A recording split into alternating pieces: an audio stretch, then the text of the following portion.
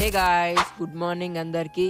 So ఈరోజు Sunday కదా, సండేతో పాటు సాటర్డే కూడా ఎందుకో తెలుసుకోవాలని ఉందా. చలో, మా మమ్మీ అయితే అన్ని సర్దేసుకుంటుంది. సో ఎటు వెళ్తుందో లాస్ట్ కి చెప్తా. అట్లనే కెమెరా ఆన్ చేసినా కానీ చూసుకుంటూ మొత్తం సోకులు మింగుతున్నాను అన్నమాట.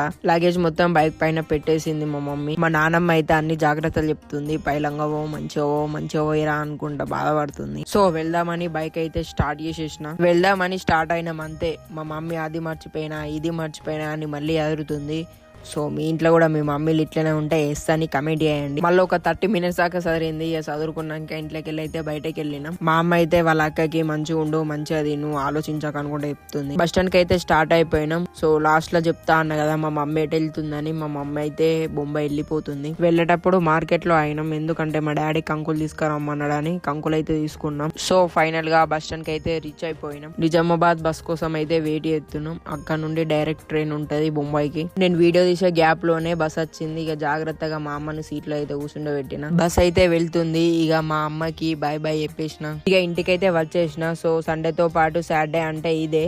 సో చలో ఉంటాం అలా. Right, bye bye, tata, love you all.